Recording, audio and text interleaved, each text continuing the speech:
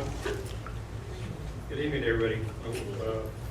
Welcome you to our regular meeting of the Board of Trustees. Today is August 12, 2019. It's now 7:01. I call this meeting to order.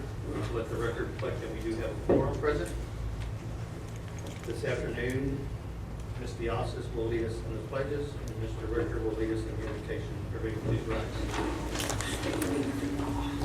I pledge allegiance to the flag of the United States of America and to the republic for which it stands, one nation, under God, indivisible, with liberty and justice for all. Honor the Texas flag. I pledge allegiance to thee, Texas, one state under God, one indivisible. Let's pray. Almighty God, we come as your humble servants, thanking you for all you do for us. We thank you for allowing us to be here today. We thank you for watching over our staff and bringing them back from their summer break. We pray for our students who will return in 2 weeks. We pray that you will guide them through this year and keep them in your keeping care.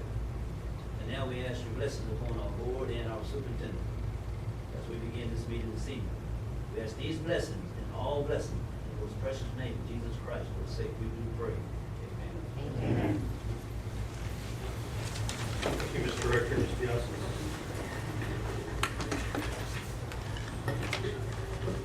Before we get started, I'd like to welcome some people in the audience.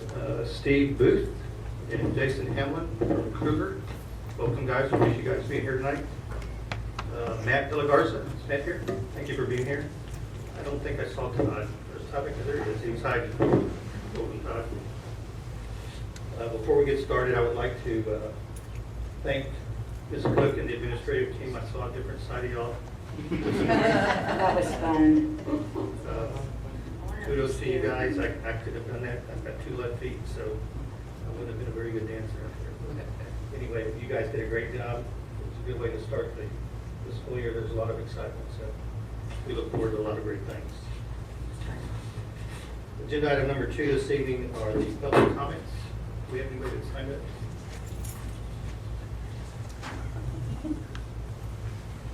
Okay. We'll move on to agenda item number 3, to convene an executive session is authorized by the Texas Open Meetings Act, Texas Government Code 551.001, concerning any and all purposes permitted by the Act, Section 551.076 and 551.089, deliberate regarding the deployment or specific occasion for implementation of security personnel or devices, including potential implementation of a school marshal or guardian plan, Section 551071 and 551.129, private consultation with the board's attorney regarding legal issues pertaining to board policies CKC and CKE. Let the record reflect that it's now 7:04, and we'll convene an executive session and we'll be back out in a few minutes. Again, the board is reconvening in open session to act on any items requiring action from closed session. Does the board have any comments or any discussion? If there are no comments or discussion, I'll ask for a motion to direct administration with a plan to move forward with a plan to arm our employees and to approve a formal policy at a later date. Motion by Mr. Stansberry, second by Mr. Molinak. All in favor, please say aye. Aye. Any opposed? Motion carries.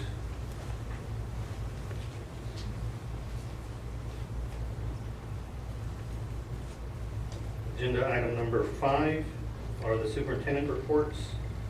Tonight we have a construction update, new hires, summer school one-stop registration, preliminary accountability report, overview of David's Law and APISD policies and procedures regarding bullying, the 2019-20 student employee handbook, grading policy and athletic handbook, update on security safety measures and reunification plan. Ms. Cook, I'll turn it over to you. Okay, we will try to move through this as quickly as possible. It is that time of year, though, as we begin the new school year, we have a lot going on. We want to begin first with our construction update. So Todd?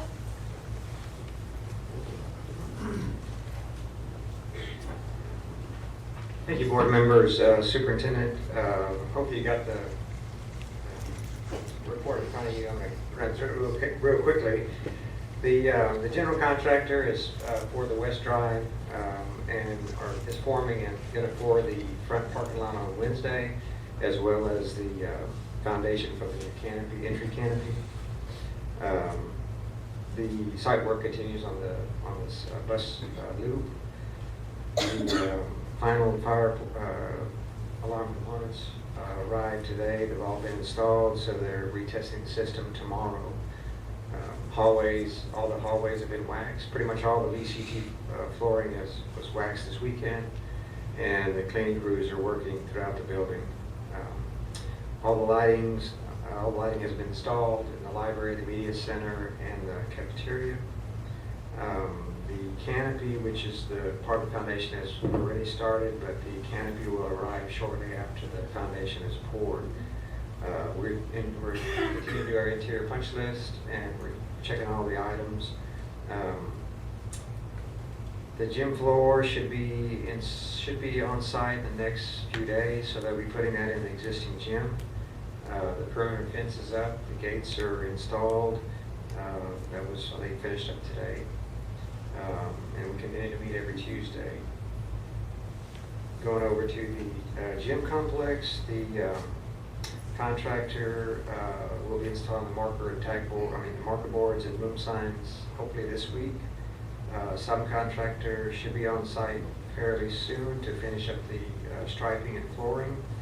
Countertops for the concessions, ticket area should be also this week as well. Bleachers have been installed. Pretty much all the bleachers are in and operational. There's a few components that were missing that should be on site shortly. All the acoustical panels have been installed in the gym. The contractor is scheduled to wax the flooring, I think on next Tuesday or Wednesday. The sound system was demonstrated on site at our last meeting, and then we'll have a meeting, of course, tomorrow. Yeah. And we have representatives from both contracting firms here. They can come up and give you a more detailed description of their work. Welcome. Who's that? Adele, you want to go? Or? Okay.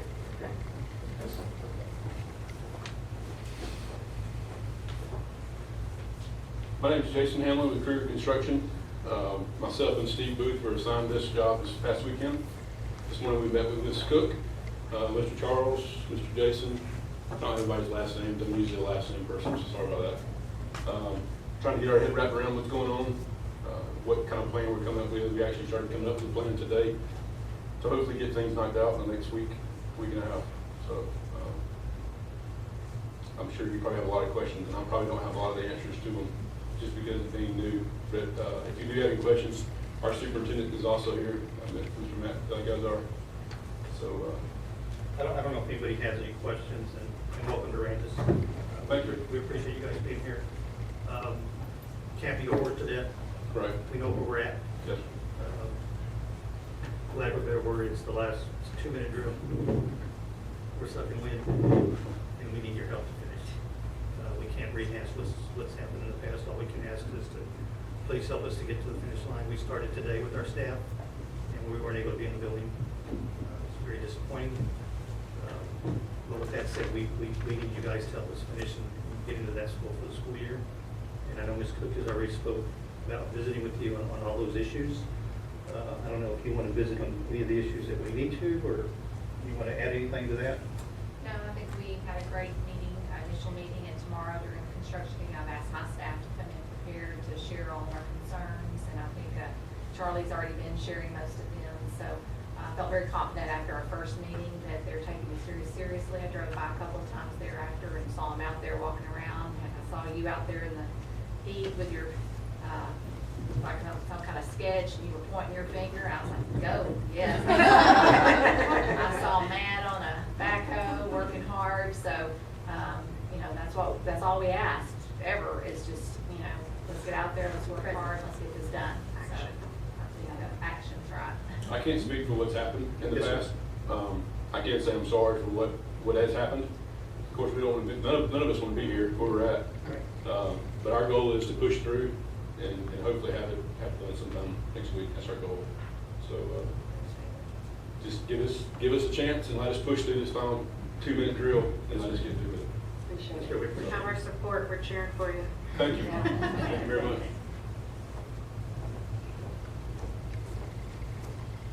Was Fidel here? There he is. I didn't see him back there.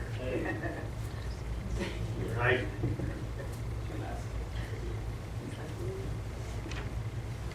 Give me a second.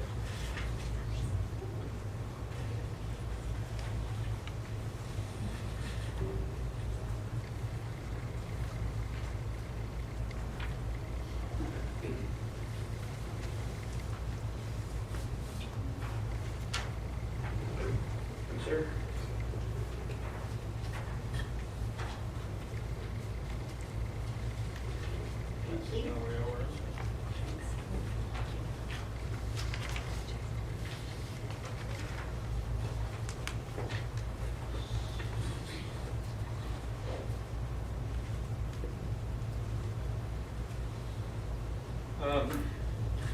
Thank you for letting me speak with you. We have, since our last meeting, on the second page, basically, is the revisions that have happened since our last meeting, and we have completed a few of the items that were scheduled to complete. Acoustical ceiling tile, VCT flooring, the initial acclimation, install and acclimation of the floor, the wood floor. Seal of the wood floors under the bleachers have been installed. We got to the point now in the rest of the building. We're doing final cleaning today on the locker rooms, restrooms, and the lobby area. The restroom and the locker room floors, the stained floors, are going to get finished.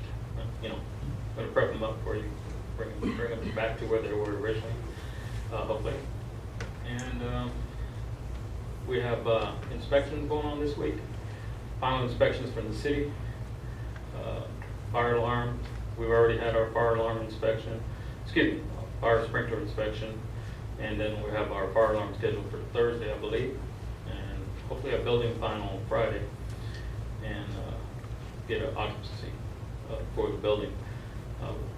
Granted, our floors are at a state right now where we would like to be in there sealing and finishing the floors, but we got to a point where they were going to be released, and on, like I said, on Friday or Saturday I was going to release them, and then Monday I called and checked the job site, and there was some condensation on the roof coming down in the corner, the southeast corner of the gym. Because when the bleacher guys were finished, they actually finished a couple days early, and so we had already scheduled Bauer to come in and do the floors.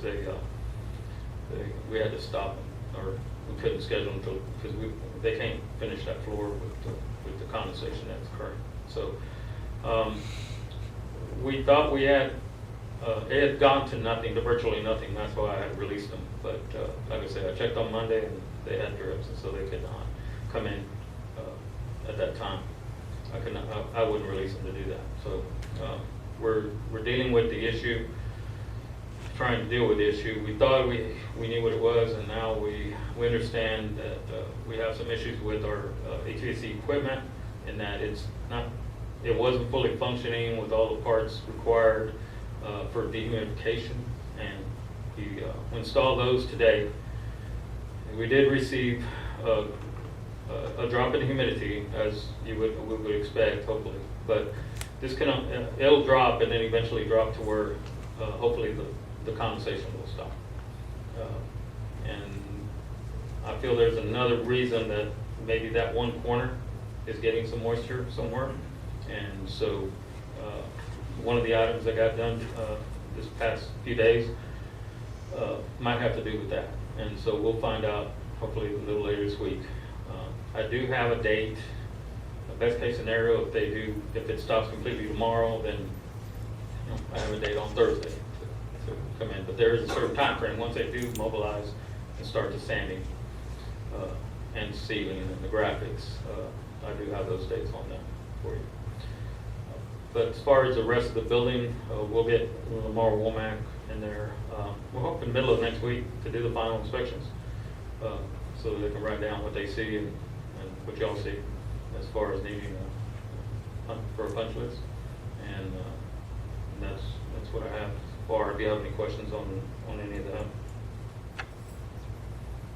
So we haven't worked the punch list yet, is that what you're saying? No, that, we're gonna try to have the floors waxed, probably early next week, if not Sunday night. Started Sunday, it's a 2-day process it's not that much floor. But, we do have, somebody tentatively scheduled for Sunday and Monday, and then maybe get Todd in there Tuesday, no later than Wednesday to do. And it only takes some, part of the day to do the punch list, I would hope. And then we'll start, if we get to occupancy, substantial completion, if we, Lamar Womack and superintendent agree, then we'll get that or whatever. But the main thing is to try to get the inspections done this week, get the finals, get Lamar Womack's final inspection next week. And the major thing right now is hopefully we see the floors ready to be released and start finishing without the condensation. So you believe whatever is causing that corner, y'all rectified it sometime? And you're We now just believe, gotta wait and I see, believe is that- now with the list that I got of the items that were done to those units, we had instructed this is another portion of this. We had instructed the HVAC contractor to come and prepare those as it would be a permanent installation, like a startup and complete startup, and have them work the way they're supposed to be working. Because I was alerted to that by the flooring contractor that you can't like go in there and shut it off to save energy. You have to keep it constant, or it will affect the floor. So, they're out of business. The HVAC contractor abandoned the contract, and so we've had to bring in Teal Mechanical, reputable company for Lamar Womack, to go through all the units, go through the whole system, and see what was done and what wasn't done. And like I said, they found several things, some specifically to the humidity process and extracting the humidity out of the gym. Even the readings that were on the sensors were not accurate. And so now I think all that has been taken care of, we hope. And all we're waiting for is now to see if the humidity can just get it out of there, get it to 54% or something like that, and then we won't have the issues hopefully. And we can bring in our floors to do the finishes. I don't want to start that process if you still have drips. And So you believe it's just an HVAC system, not a yes, I'm structural? clear now. We never thought it was a roof. Never thought it was a roof leak because we have the specified insulation thickness. We have everything installed. We thought we did repaint, if you remember. We had to repaint the whole ceiling again, and we thought because it was a water base that it might have some moisture in the insulation, the sound insulation that's up there. But it's been too long for that not to dry out. So obviously there's some entry of moisture somewhere, and not through the roof, but maybe through an opening under the units or something, which was one of the items that they sealed up. And so hopefully that's my feeling is going to be that. It's going to help. Now we at least can see the actual accurate humidity levels in there. But we were talking zero drips when I was about to release them, and then we went to 7 on Monday. And then they go to 15 by Monday afternoon or Tuesday morning. So that's got to be gone before we start the floor. So you said you think you'll know in the next couple of days? We've already dropped humidity. Whether that affects the drips or not, we'll find out. Okay. And it should keep dropping. And so hopefully I can release them sometime this week to go ahead and get somebody sanding on it immediately. Anybody have any other questions? So you don't believe this fluctuation has compromised the floor? No, because it wasn't sealed, and this is the best. This is not the best time, but this is a better time that we hadn't sanded, we hadn't sealed.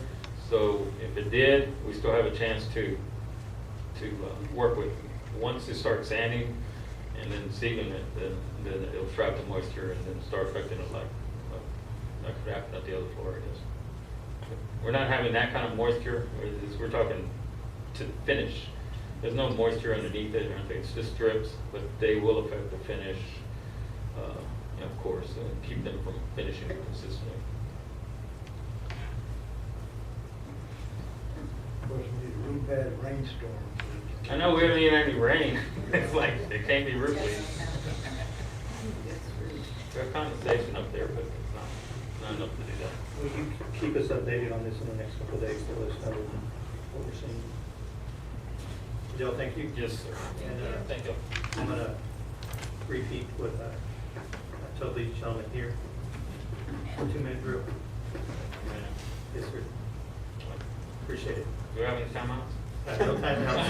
You're out of timeouts. You're in the penalty phase, sir. You're out of challenges, no red flag.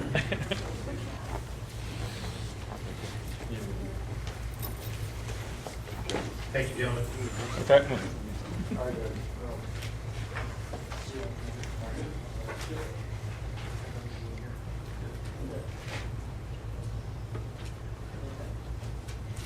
You're up, Ms. Cook. Sorry.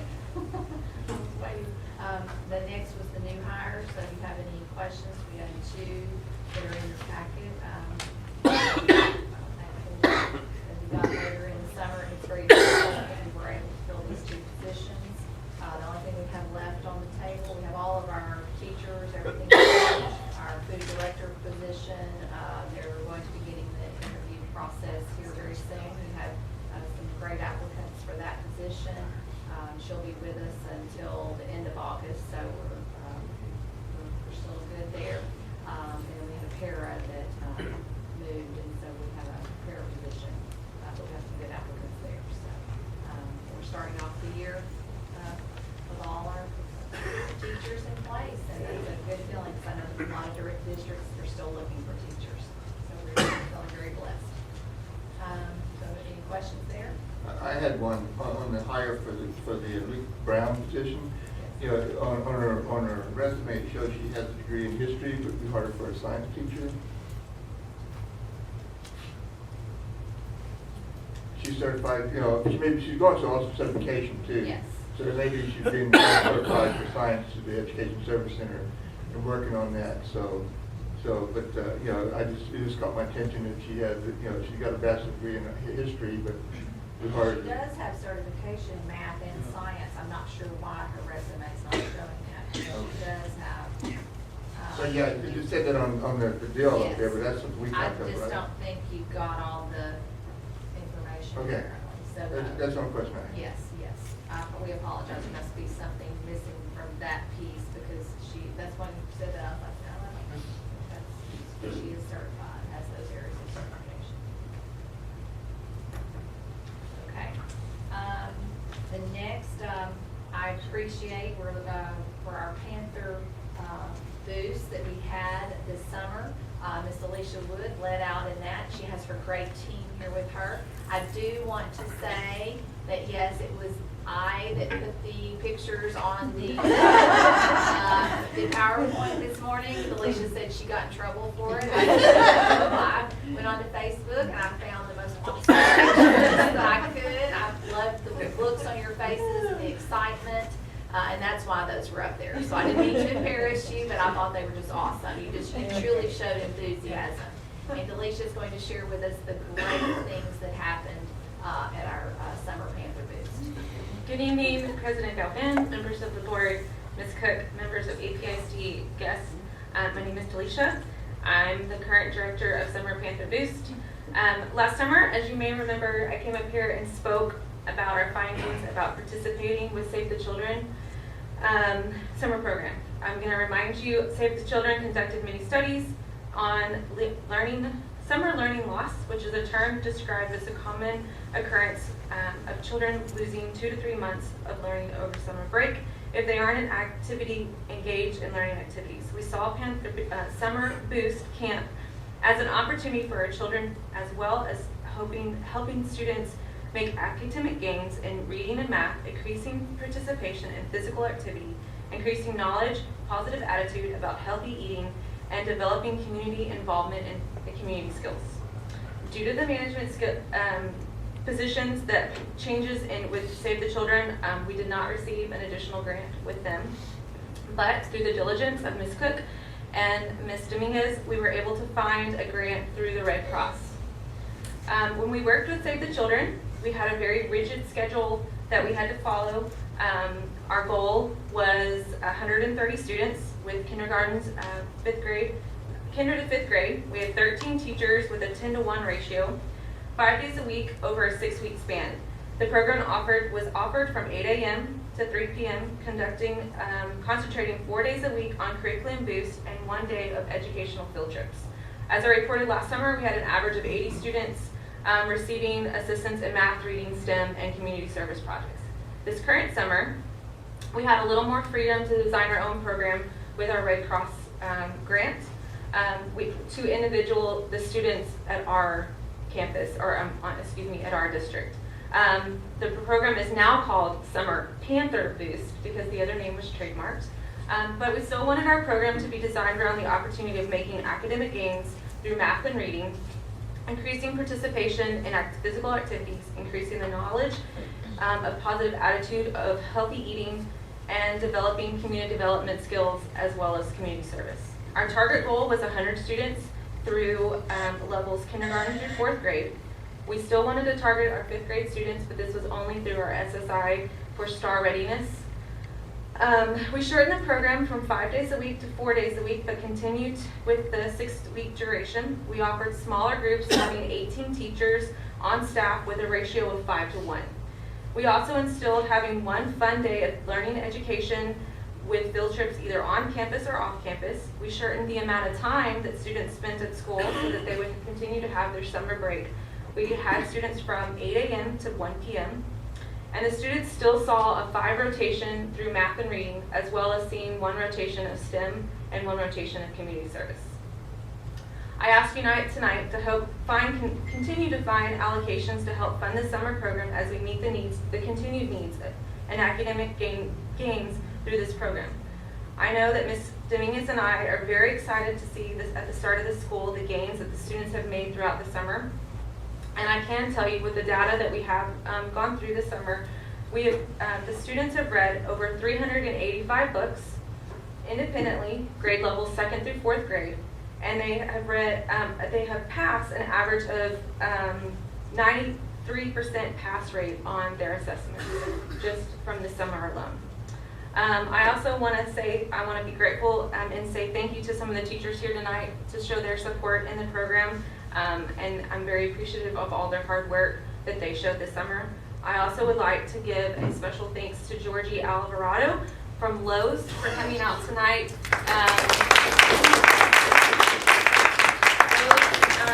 Showed a tremendous support in our community service project. We also have a picture that we would like to have so that you can have it at your store. And you're going to get to see this picture in the slideshow in just a minute. So we worked really hard on the community service part of it. But I don't want to take any more of your time. I would like to show you a PowerPoint highlighting the program this summer. In the PowerPoint, you're going to see the wonderful education activities that the children got to do, as well as some of the educational field trips that they got to go on, and of course our amazing community service projects that they got to fulfill. So.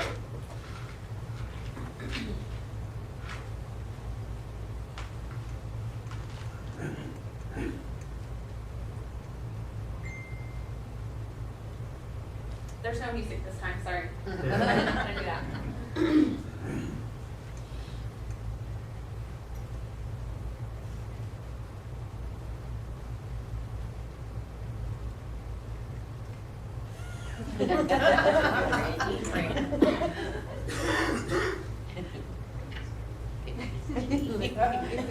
Get ready.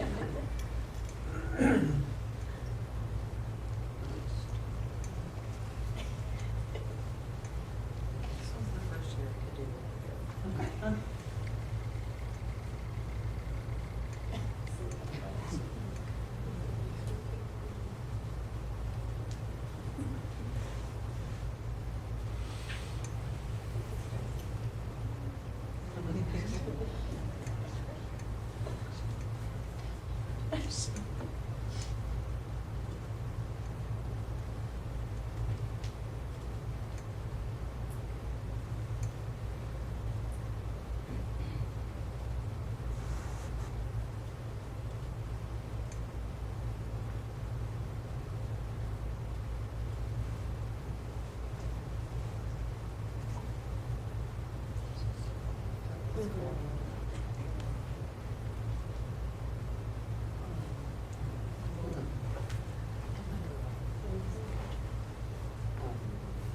at her. It was so cool and dark in there.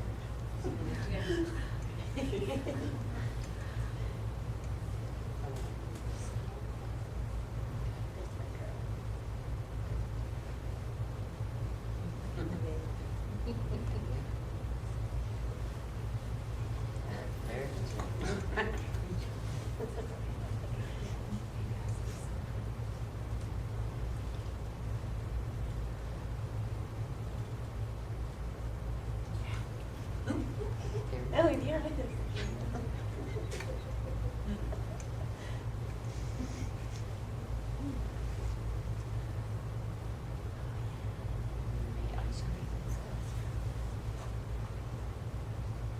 I want to come on that film trip.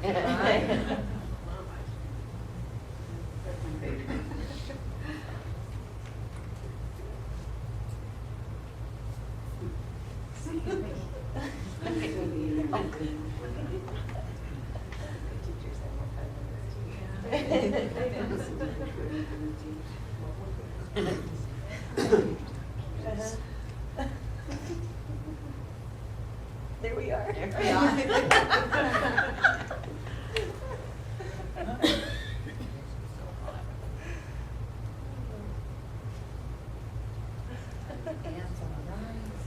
Ants on the left. Ants on the right. We're reliving our field trips. On the hike, it was always like, there's ants on the right, so we would all scoot to the left. There's ants on the left, scoot to the right.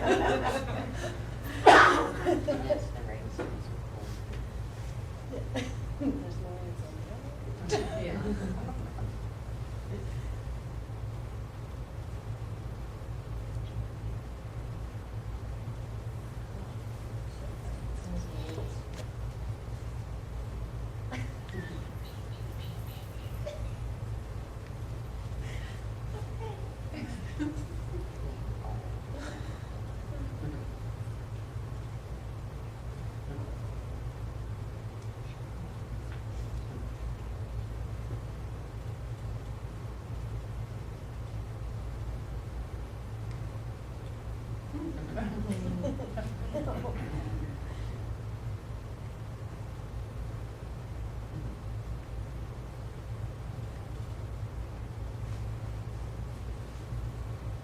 Oh, that was so cool.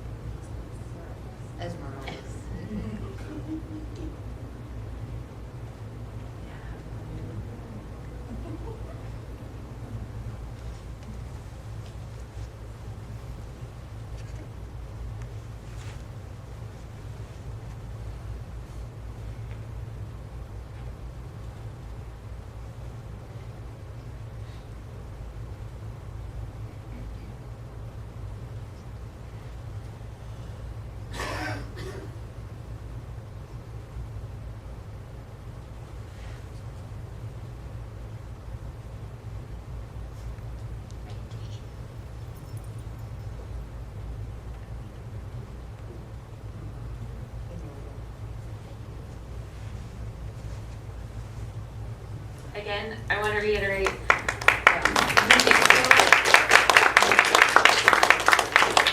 For your time, and remember that this program isn't, we need the allocation to make sure that the summer continues for, the program continues for next summer. So be thinking about that as you come across grants, because without that, this program isn't possible. But hopefully, we'll see regain through reading and math through with the kids this summer, through this school year. Sorry, it's been a long day. But thank you again for your time. Any questions? Do we specifically track those children to see if they've progressed or if their scores are higher, or is there any way to pull those numbers? All of our intervention programs, I always look at the data on those, and Yeah. so we have their end of the year STAR Renaissance tests that we use for reading, and then we'll look at them at the beginning of the year to make sure that they're not. The goal of that program is really to make sure that they're not losing anything. So we're going to compare those two scores and see where the students are. Yeah, we saw tremendous gain. We didn't see any loss. We saw a lot of just stay on average, which is where we want them. We don't want them to go down. But last summer, from last summer to this summer, we just saw them stay on track, which is where we want them to be. Because a lot of these kids don't have mom or dad at home making sure that they're reading or staying on their skills. So Thank you. anyways, thank you for your time. Appreciate it. Thank you. Thank you to all of you. This is a true picture of Georgie. enthusiasm right here. Some of those kids don't ever get to go on a No, and that was the thing.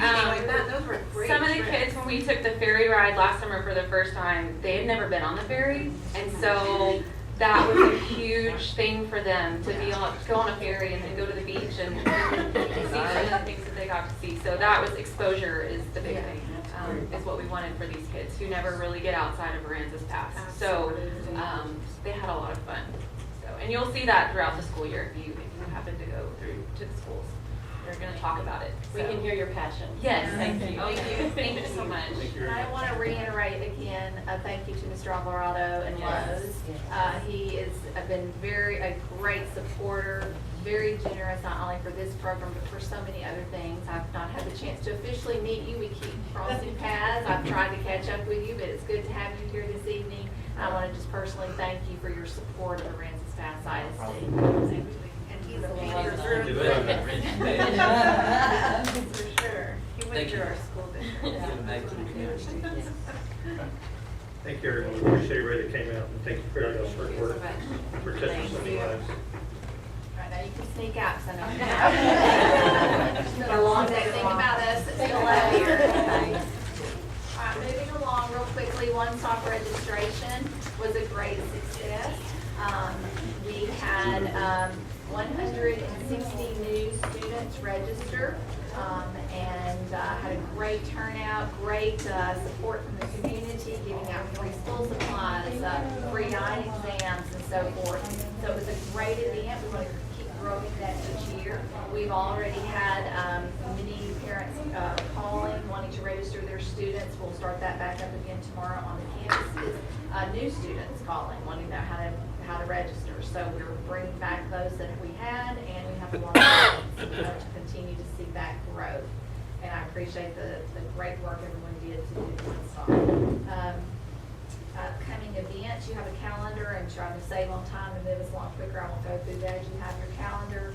Check the district webpage. We're going to try to do a better job this year of making sure that we're syncing all of our calendars, and all of that is on there so everyone knows what's going on. Of course, Blaze and then the representatives from each campus do a great job of making sure the district and the Facebook pages are updated, and we have upcoming events coming. The biggest event we have coming up very quickly, Wednesday, is our Educational Summit, and we are very excited about that. We've been pushing that out every way we can through mail-outs, Facebook, webpage, calling, and hope that you will take time to do personal contacts. I think that's sort of encouraging my staff, that it's those personal contacts, so especially to let our parents know that their voices are important. So it will be Wednesday at the Civic Center. We will start, we'll have 2 different sessions, so those that have work schedule conflicts, hopefully they can make it to 1. The first one will be 9 to 11. That one will be a very large one because all of our staff will be in attendance, and that's a chance for them to have their voices heard. And along with some city officials, I've invited some legislators, and some of them are not necessarily able to come, but they're sending representatives from their offices so that we can have input there. And then from 6 to 8 that same evening will be the second session. We have an 8 panel, I think we have 8 students, right? 8 students that are coming to be part of the student panel. And so I think it's going to be a great opportunity for us to, we really should have posted that. I'm thinking out loud, for posting for them to be all there.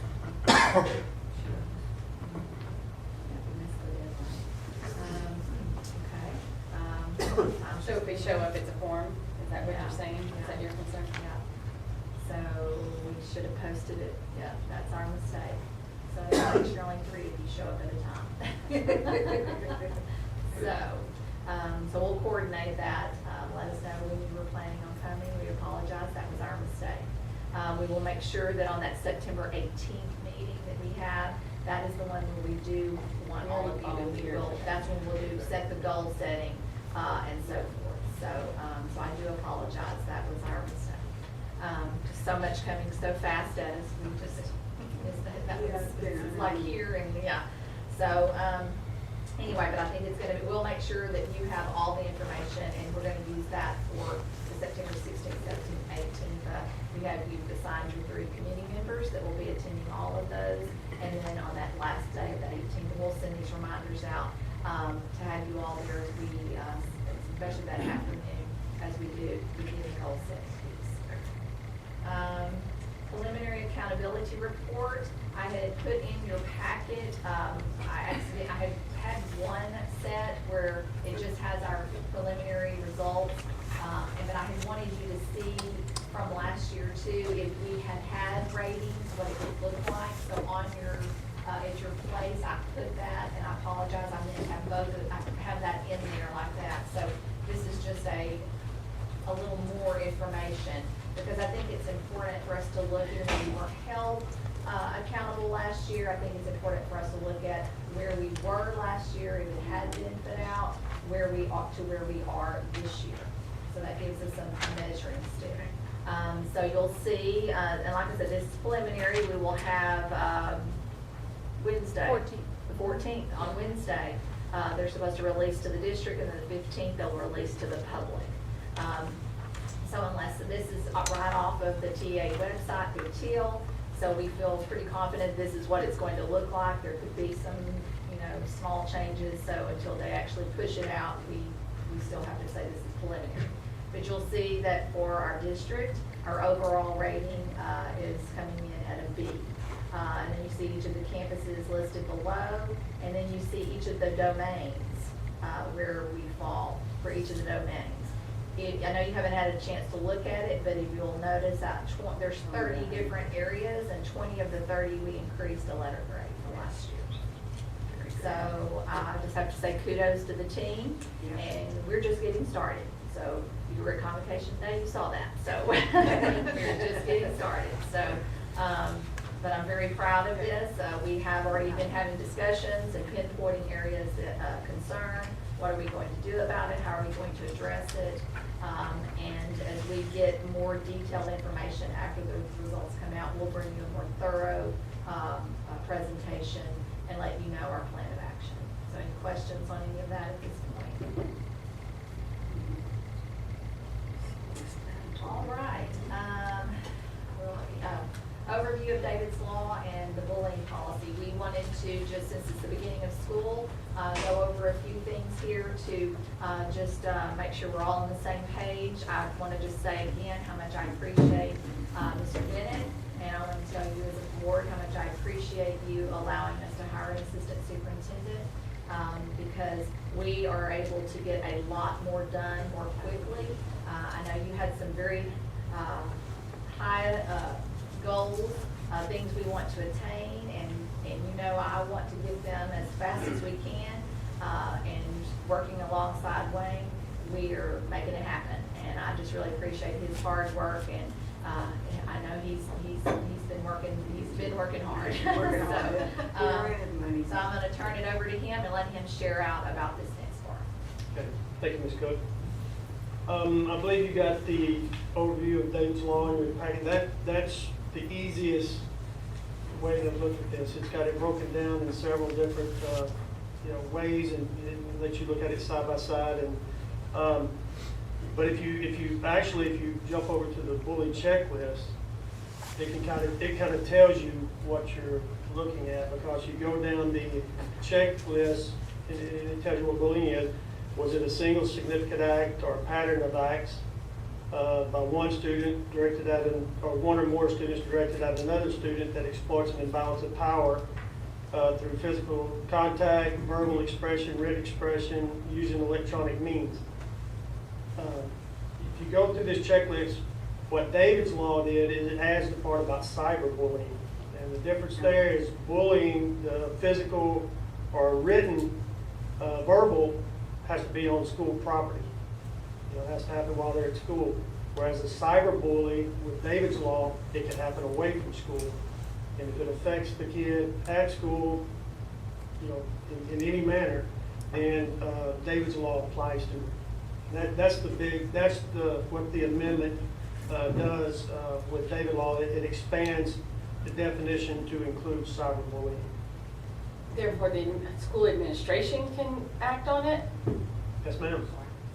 if it's off campus, but cyber. If it meets, It affects them if directly it at meets school. the somehow. criteria of this checklist, when they're looking at this, and this is what the campuses use, they do their investigation. This is a quick checklist, but it pretty much goes down. You can add, through your investigation, they find out and they check it off. And as long as it's yes, they keep moving down the list. But if it's no, at that point, it's very possible that it was not bullying.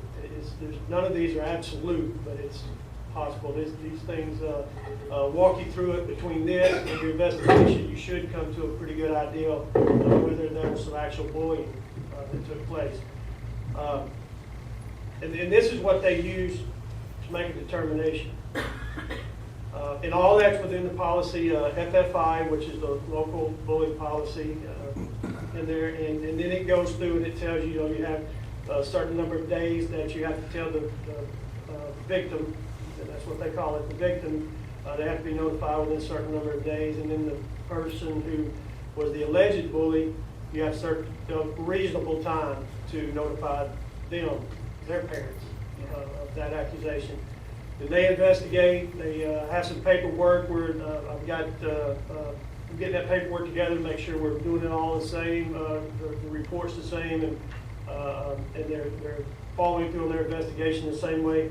And then that will come to me, and I will look over it, look at their investigation, and see, and I'll do the checklist of everything they did by the paperwork that was there.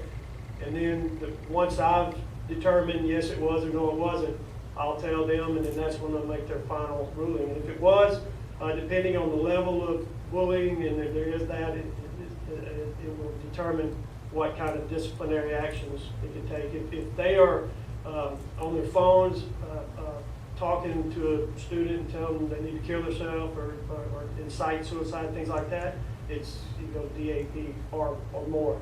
The families can file charges if they so choose outside of school as well. Some of them do get to that level. And so is it an administrator, generally the vice principal, that does this evaluation, or a counselor? It's usually, like I said, counselors are not supposed to be involved in the reporting. They're supposed to be the one that either side can go to, because the idea is to get both sides help, where it's needed. So they would be involved in making sure that there was some counseling for both sides of this. Okay. But any community member, any student, any parent, any teacher, whatever, can make that initial report. And then by law, we have to have an anonymous way that students can report, and we do have anonymous alerts where they can do that. Very good, thank you. overall, the Davis Law was, we expanded to include cyberbullying, which that was the initial. It's to change with the times, and that's what they're using these days, unfortunately. Thank you, Mr. Bennett, for that information. Thank you. Thank you. The next part that Mr. Bennett has let out in has been looking at all of our handbooks, looking at our grading policy, and working, and Mr. Knotts, Coach Knott's been working on the athletic, implementing an athletic handbook. We've not had one before.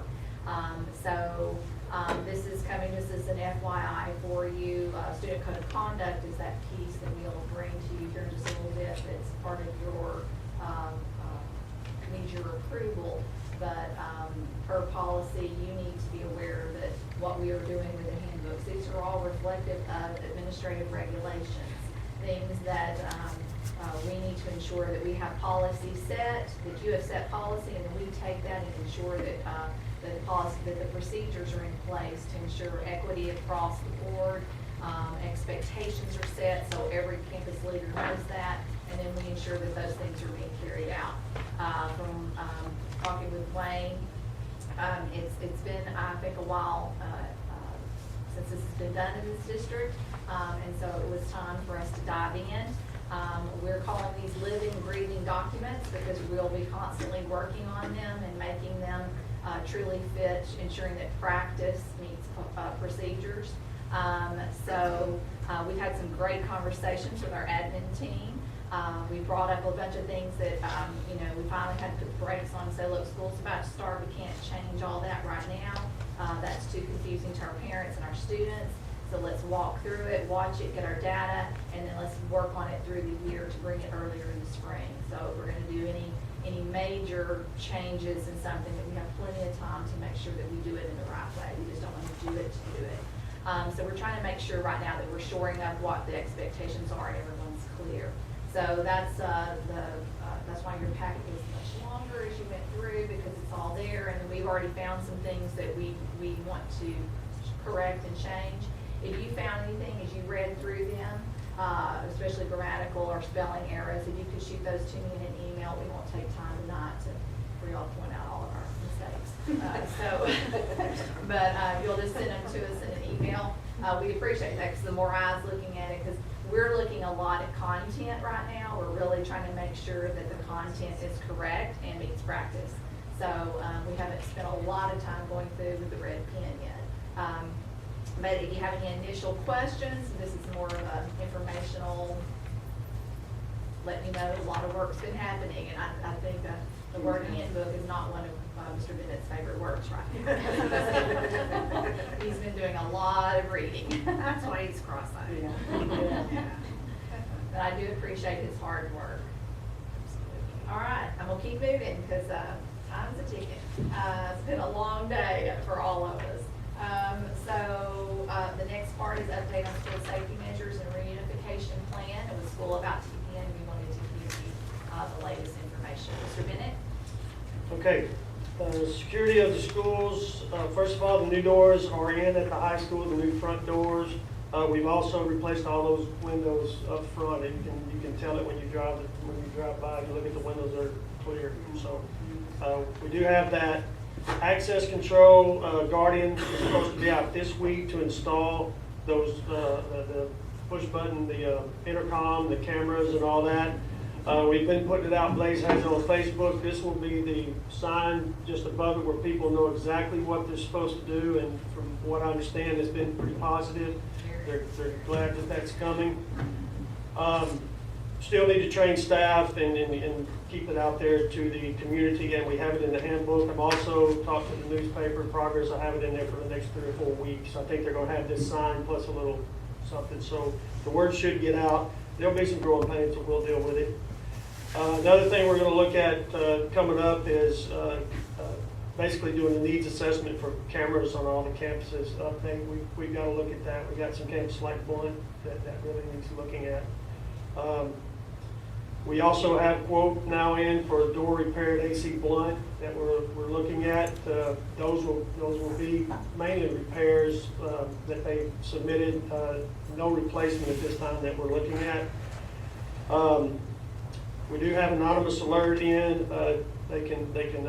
students or really anybody in the community can go on and tell us if there's any crime, illegal activity, or bullying. We got this at the end of last year, but we didn't roll it out. It was just timing wasn't right, so we're going to roll it out at the beginning of this year better, and the students will know what it is, and the principal's going to help me get the word out there to all them.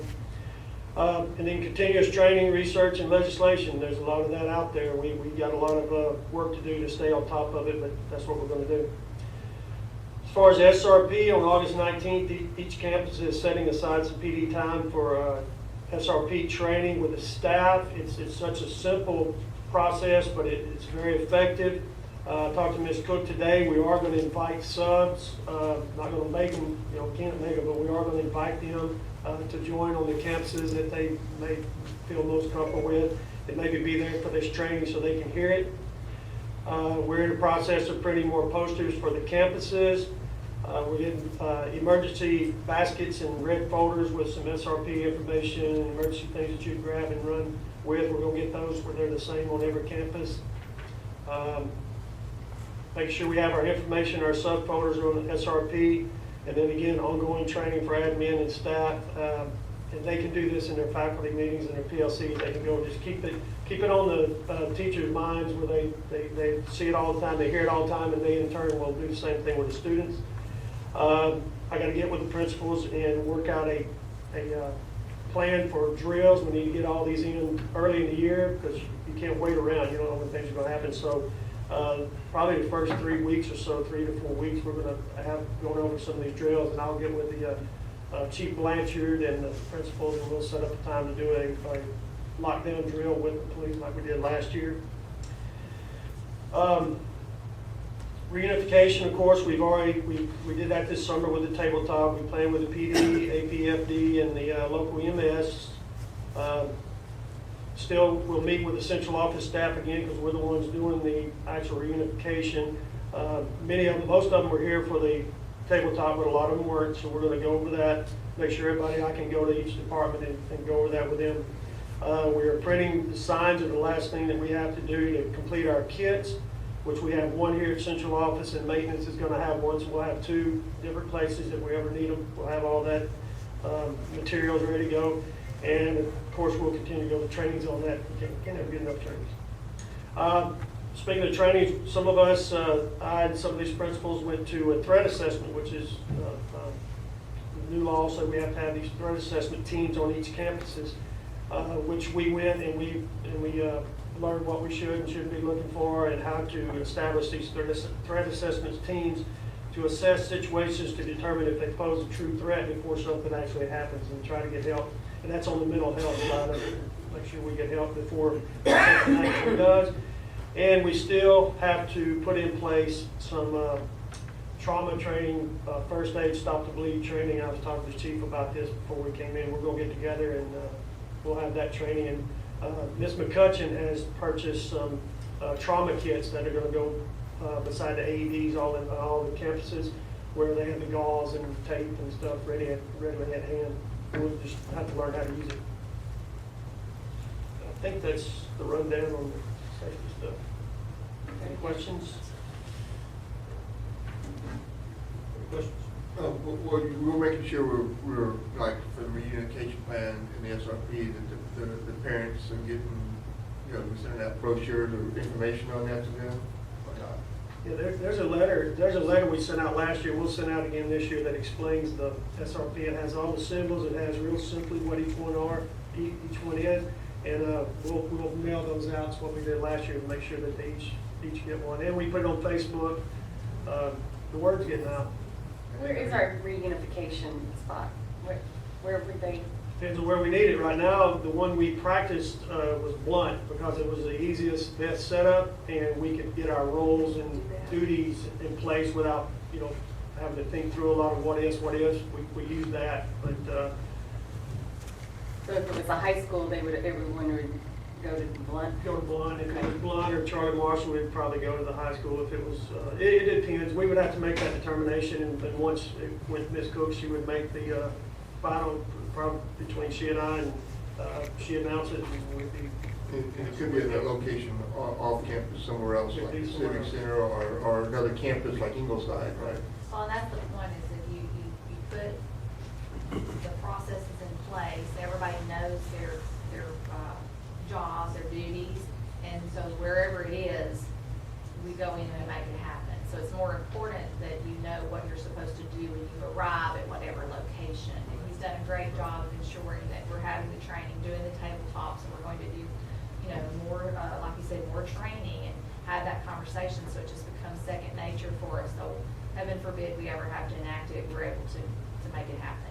And our parents are aware of that information, or what, we're making sure the parents are aware of what those Yes, as procedures it's are. appropriate, And they'll follow. yeah, as it's appropriate, we'll roll those things out. Thank you, Wayne. Thank you. Well, as you can see That's all from the good work, man. superintendent's report, we've been very busy, so that's why it's so long. So I just wanted you to know what's happening, so, thank you. Agenda item number 6 are the financial reports. This is an information item. Included are the accounts payable, budget stat investment report, tax collection report, and bond finance update.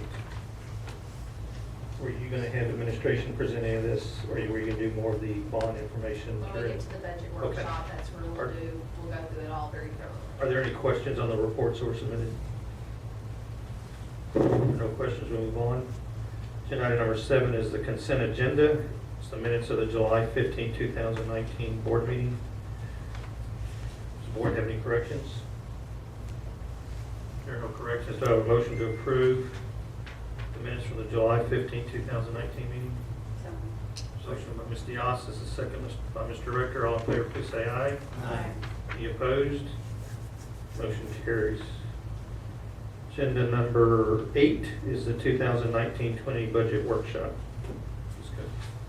All right, well, here we are, and poor Cheryl, she was crunching numbers as of late this afternoon again, and we still, like she said, it's unsettling, because when you're trying to build something, you don't have all the rules to engage in the game.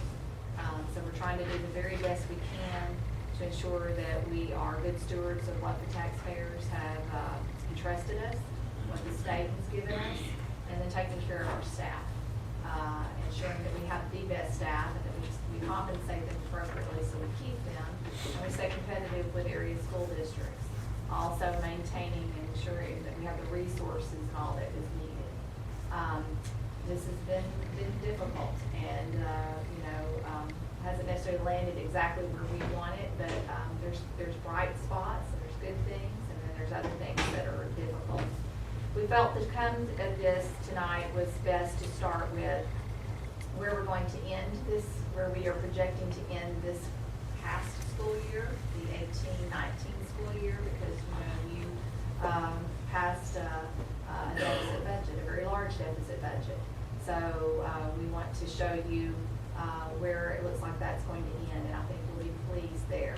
We've been blessed, and things have come our way, so that horrible number that you passed, we're not realizing as the board. And then we want to look at where we, as we're moving forward, we want to look at what we're projecting for this year based off of the new template that's forever changing. So we want to take you through that. We also want to look at where we are as far as our bond. Because I think it's important for you to have a clear picture of all these different pieces, and then hopefully as we walk through this, we'll be able to answer any questions. We have put at each of your places, print out copies of what we're going to be talking about. We thought it might be easier for you to look at that instead of looking on your screen. So I'm going to turn it over to Cheryl now and let her guide us through this. The first document that we put in for the workshop is another copy of the budget status report, but I added a page 2 that hopefully will give us an estimated ending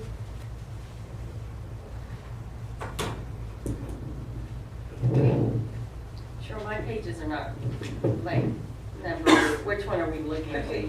Basically, it's that It's one, on the back. on that size. Sure, hold on a second. Can I get a copy? I don't have one here. There it is. It's not here, so. Oh, it's in your. We killed a tree.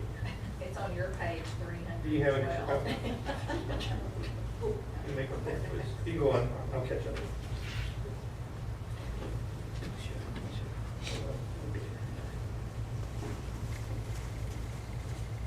What I did to try to estimate where we're going to land is I took the revenue, the 13 million.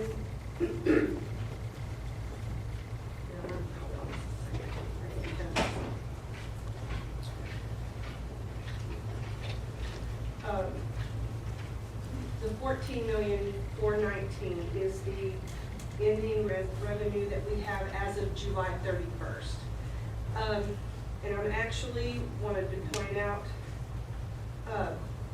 we are going to be receiving more income from the state than what we should, because they're paying us for like 1,700 ADA, so they're overpaying us again. That should stop this coming year, because we've gone in and updated the student numbers for TEA. So what I'm trying to do is go ahead and allow that we're gonna take that back. They're gonna give it to us, but it's not ours. So that's why there's a negative $902,000 here. And that's an estimate, because we don't know what they're gonna take back. But we should end in revenue close to 13,517,000. Then there's another line here on additional state aid. That is because of Hurricane Harvey, we lost so much in value last year. And this is their hold harmless, like they gave us hold harmless for ADA last year. Now they're trying to help us by giving us the extra money that we lost because of values.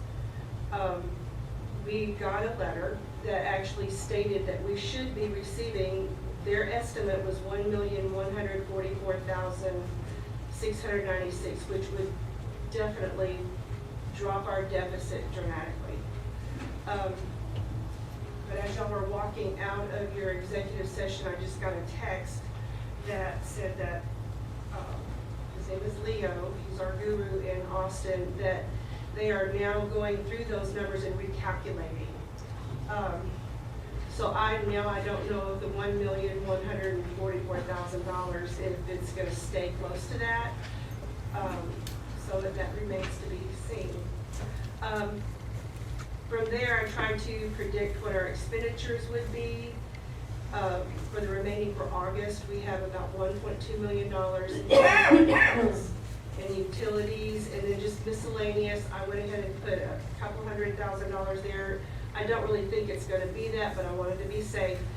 So hopefully, if we do get the $1.1 million from the state, our deficit should be brought down from 1.9 million down to about $430,000.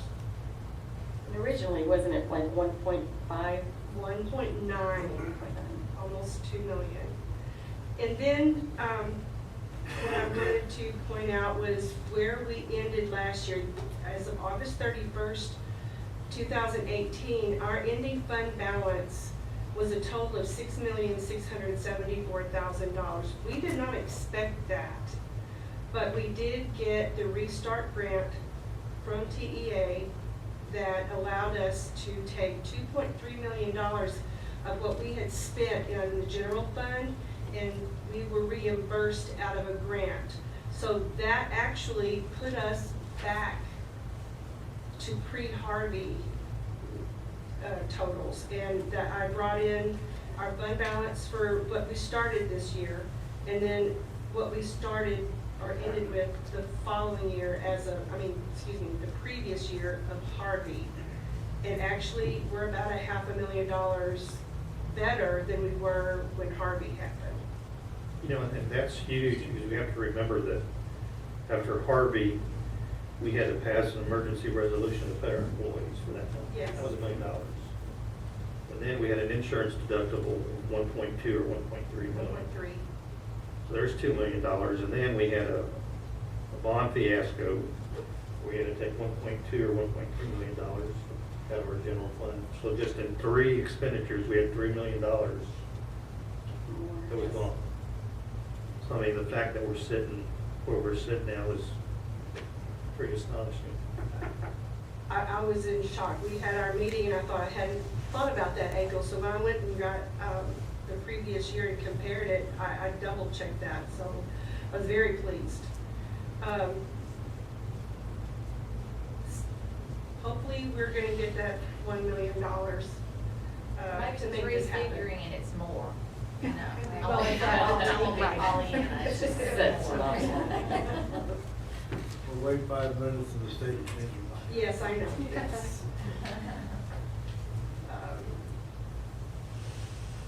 you're gonna have to forgive me, my battery's fixing to die on my iPad. The next document that we included in our budget worksheet is our estimated revenues.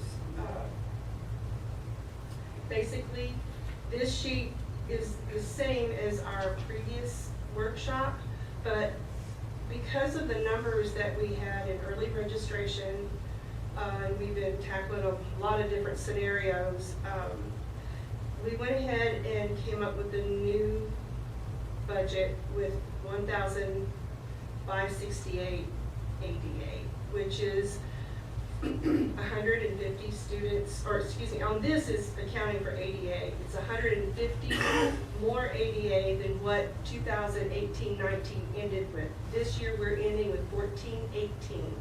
We actually built the budget on 1,400, so we did good coming in that projection.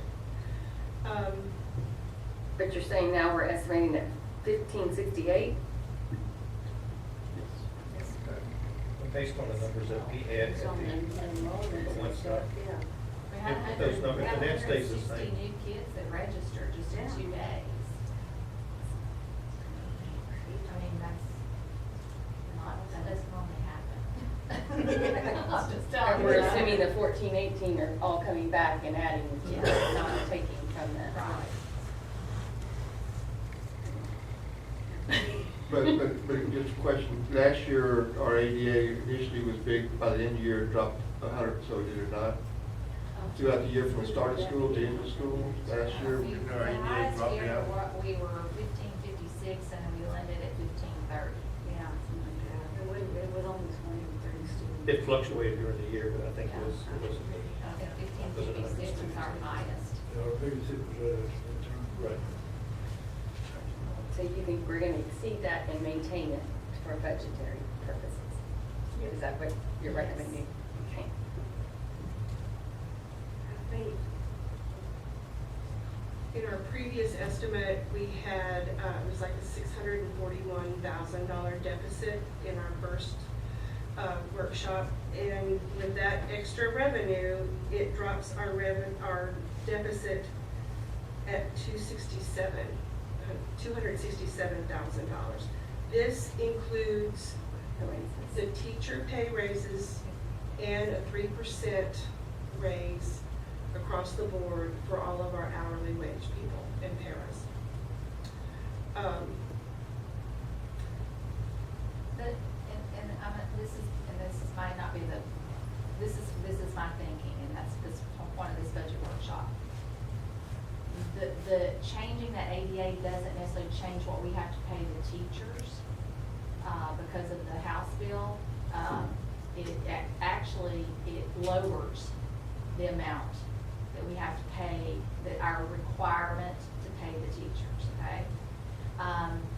So my thinking here is that, and I wouldn't have thought this if we hadn't had 160 new kids register.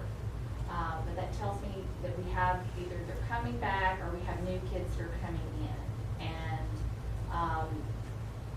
so in the end, we're gonna pass a we're proposing a deficit budget to you one way or other. We've crunched it every which way, and it's not coming out balanced.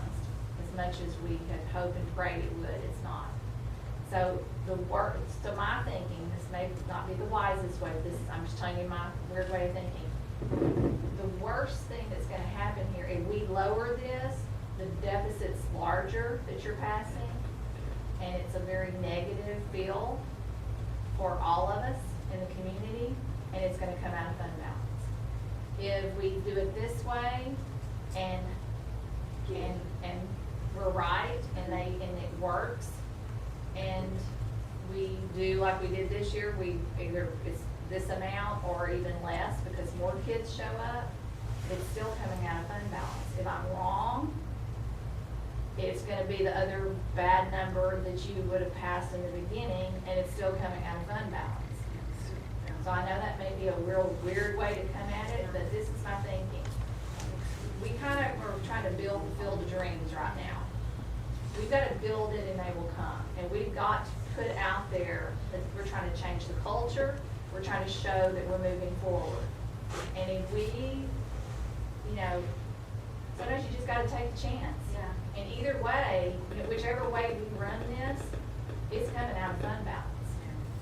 And, you know, when it all shakes out. So I'm just of the mindset, let's build it and believe it's going to happen. And we're gonna work our tails off to make sure that we're selling it and that people wanna knock our doors down and get in here. And this is all gonna turn out right. If I'm wrong, the worst thing's gonna happen is it's still gonna be the ugly. So we can either put the ugly number at the front or we can put it at the back. I'm, you know, and I finally convinced Cheryl. Cheryl has kind of come along kicking and screaming because she's the running cruncher, but I don't know, I just believe that we have some good things coming. I just believe they're coming back. We've already done a bunch of good things. It keeps getting better. So that was my mindset, but you as the board, you have the final say on that. And that's why we're having this workshop. So if you don't feel comfortable with it, you'd rather us drop those numbers down and increase that deficit number so that you know that, so we put it out there that we're passing that. That's what we need to know tonight. 160 kids. So for clarification purposes, for our purposes and discussing it with the community and our staff, what are we proposing? We're not doing a percentage, we're doing a dollar amount based on their years of experience on a tier system. So 1 through 6 we get X amount of dollars, and then 6 through whatever gets more. What is that breakdown? For the teachers? Yes.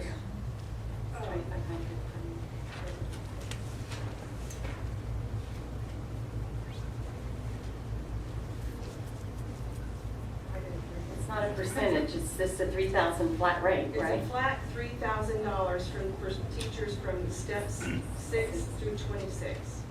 From steps 0 through 5, it's a $2,500 raise per step. Were you asking the percentage? Yeah. Oh. I was saying That's idea the was- flat rate. I did figure it, it's running 5 to 7%. Because I was trying to compare it to what other districts are giving, because some of them are touting 10%. And, so I wanted to see what ours were ranging, my rough estimations were 5 to 7%. So I took our old scale and I put it to what it would be if we had the 2,500 and the 3,000. And when I went down, that was our range, 5 to 7%. And then our administrators were doing 3% of their midpoint? Yes. And all of their employees. And if you'll look at that page, because I think where you're heading now is to that, the page that looks like this one.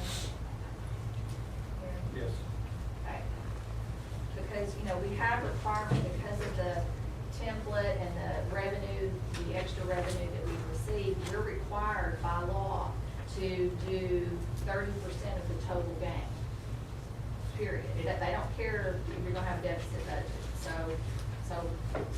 we're going, you want me to kind of, either weird thinking here, so, because I was asking her, because she comes from it from a very number crunching, and I'm thinking like, okay, bottom line, layman terms, what are we talking about? That's kind of where I am. So in this, you'll see down there on number 16, it says 30% of the total gain is $353,766. We are required, you not have that page? Yeah, we do. Sorry, I'm finding it. That we are required, that is off of the current numbers that she's put into the 7th template that we received. This is how much we are required to spend on raises. 75% of that, which is the $265,325, is the required amount that we have to put towards teacher salaries or the teacher scale, which is librarians and so forth. The 25%, 88,442, that is the amount we are required to do that, at least that amount, towards paraprofessional clerical positions, those other positions. And of course, you know, there's no allotment, there's no requirement for admin. So with the numbers that she has for this deficit of what we have here of the 267,037, my question to her, well, how much, when we look at doing the 2,500 per teacher and the 3,500, the 2,500 and the 3,000, what's that costing us? Well, for the teachers, it's costing us $460,096. That is more than what we're required to do. That is $106,000 more than what we're required to do. So if you so chose as a board, as much as I hate to say that, have this come out of my mouth, we could drop that and you don't have to pay the 2,500 or the 3,000. But if you were sitting in that audience today, when I said that to those teachers, that that's what we were proposing, and you could see their faces, there was still disappointment. And it was very hard to stand up there and say that because they're hearing all the other Because teachers. they're some of the legislators. Because they don't understand the complex piece of this, that it is not fair and equitable. I don't care what Austin is saying. For the, and Cheryl, please correct me if I'm wrong, because I was writing down what we talked about earlier. And then for the, so it's 400, I'm sorry, that was the total, 460,096 over the 353,000. That's $379,000 for the 75% for the teachers, and 81,096 for the 25%. And this, if correct me, that this is without the benefits. That's without benefits. This is They're just the basing it on flat salary. On the flat salary. Where would that take the deficit, just for funds, if we did it that route? To add the rest of the benefits, it would probably be at least another $50,000. Off At the least. 267. On top, that's the benefits on top of it. So it's gonna, you're looking at probably a little over 300,000, 310,000. And if we tried to get it right, what's required, what it looks like is required right now with the numbers we have, because it could very well fluctuate once we continue to get all the data in, which is a crazy way to build a budget. Believe me, this is not the way you should build a budget, but the state has left us no options. You know, if we're say we're 106,000 over what we're required to do, we bumped it back down, made it, try to match up the best we can, that would take another, so instead of it being 300, you could be back down, 310, you could be back down to 210. So it's you know, it starts becoming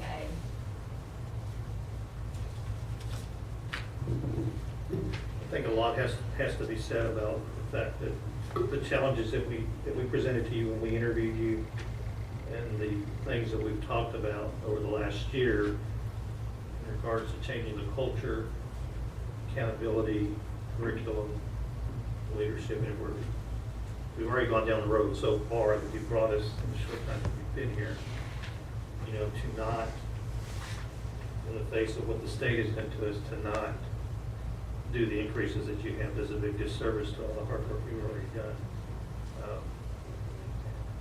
You know, I realize state legislators have a tough job. And unfortunately, all that rolls down to us, which is where we're sitting today, with the mandates that didn't do us any service. All the news bites that we heard coming out of Austin and locally, of all the big increases that are going on. With that said, I believe we have a lot of growth potential for the area. And I think if anybody drives around town, you'll see all the houses being built. I mean, get off the major roads and get onto the back roads, and you'll see $200,000, $300,000 homes being built, you know, left and right. With Cheniere, I've said this over and over again, with Cheniere and all the industry growth that's happening, people have to make a choice of where they're going.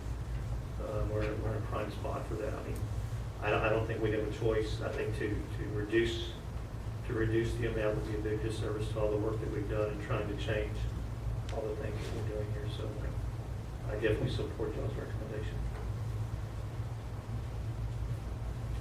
I just feel like as a board member, we've been kind of blindsided, especially before your presence drastically with the deficit and not expected, obviously. So transparency is, I don't think we should always have to put our dirty laundry out there to be scrutinized, but I love your enthusiasm is, 160, 200, hey. I don't think there's a question that we should give these teachers a raise. And 3,000 and 2,500 is not gonna, but that is not where we need to cut. I think we need to look hard if there's fat somewhere, cut the fat, be very diligent with, the extras and the warm and fuzzies, but I don't think it's our teachers. We need to stay consistent with our leaders and the people that work under them to get anything moving forward. If we're changing revolving door, we're not gonna have anything to work with, and we've done that in the past, so. Let's make the number look whatever and make it work better towards the end of this, Well, things I know change. it's scary. Now, and on that note, to help you feel a little better, I'm trying. I know this is scary. Believe me, I have pretty sleepless nights over all this. Cheryl, we had, how much did we not spend out of the budget this year? We had, you had told me that you may not know the rumor off the top of your head, there was because our staff had been very frugal, but a lot because of Donors Choose also, a lot of our teachers got a lot of their things through that method. So we didn't spend quite a bit of our budget because everyone worked diligently. And I didn't mean to put you on the spot with that, but just on that note, to say that we want to continue that, and I believe our team is willing to say, be very careful, and we're constantly looking for grants and other ways to subsidize what we feel like we need to do without it having to come out of our funds. Well, she needed 200,000 for July, just and not expecting it to be spent. It's just to pad it a little bit just in case. That right there, towards this time next year, could make this very close to being, those little things that I know you know what to do, and y'all have all been wonderful with it. I just feel like we really owe them the best, the citizens, for the mistakes we've made in the past, or the projections that we didn't foresee. I don't think none of us made any mistakes intentionally, but there was a lot of one-sidedness with this bond portion, as you know, and the fees. So that hurt, and y'all found a way to come back through that. So I have faith. So I approve. I like the projections. Any other comments from the board? I think this board has always proved itself passionate about the staff. You're there every single day, in the classrooms and doing a great job, and we want to empower you to keep doing that. We love your positivity. We know you're going to take us there, your leadership. Now we have Wayne as our assistant superintendent, and we're moving in the right direction, so we have faith. Were you gonna touch on the FEMA portion this time or not? I'm sorry, The what FEMA. portion, did we put Are that you gonna do that this one? I put it in there, yes, I'd like to go over Yeah, that. please give us an And, update. Did y'all have any questions about the bond project report? I wanted to point out I revised the middle section on other projects. Concession stand and Another projects of the $2 million that was in the bond that we've been using to complete some projects. The reports that you've been getting is what we've actually written checks for. I flipped it. This way you know exactly what's has been taken, but what is left to be taken out. And are those earmarked for something already? Yes. That's what we've been bringing to you over the... I know, but what's left? What page? Has it been That's earmarked for That's any? what I wanted to show you. At this moment, we have total other projects totaling to be $1,586,000. Sure, hold on a second. I'm sorry, I didn't mean to interrupt you. Sure. What page are we on? 3:30. 330, Veronica. 3. Go ahead, Cheryl. Right now, what is left of the $2 million? Do y'all need to catch up? I got it. Okay. Is $413,000. With that being said, the roof project that we have spent $860,000 on, the actual roofs themselves was $783,000, but the fees were another $77,000. That total of $860,000, I've applied for 2 different grants. One of them we have been awarded for $369,000. I'm still waiting on the other one. I don't know when they're going to award that. That's another $367,000. Plus, we're getting our insurance monies. Finally, the final amounts are starting to come in. So the plan is totally to reimburse the bond with all the monies that we've spent on the roof. That way everything would be reimbursed from these 2 grants. So we could potentially have another $860,000 added back to that 413, bringing it up, the balance back up to $1,274,000. We should bring that balance back up. Right, and just for clarification purposes, so everybody understands, if they watch this video, the $2 million were for other projects. Other projects were defined as security, roofs, and miscellaneous. So the fact that we spent that money wasn't that we allocated it out of the bond money. It wasn't earmarked for it to begin with. This is just a way for us to recoup it Yes. after the hurricane. Okay. Just wanted to clarify that.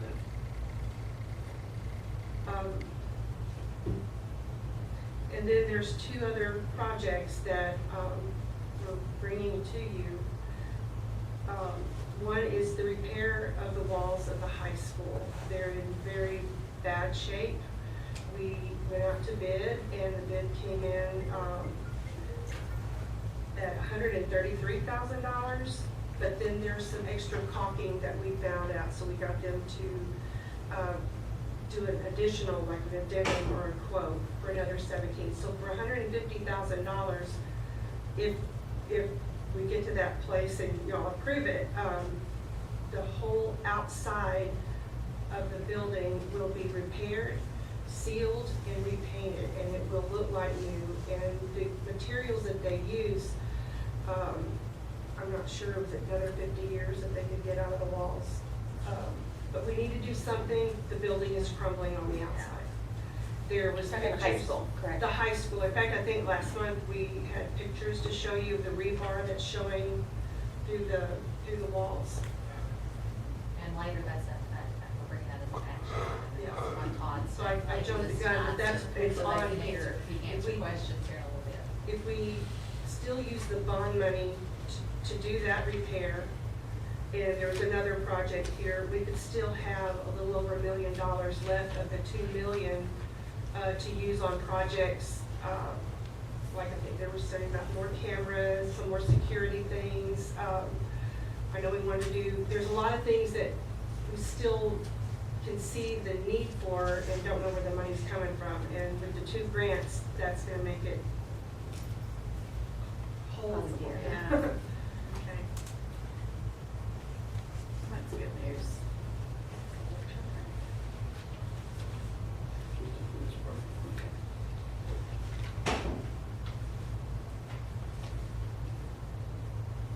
Do you want anything else on the workshop we get? Okay, that's fine. Give me a second here to catch up.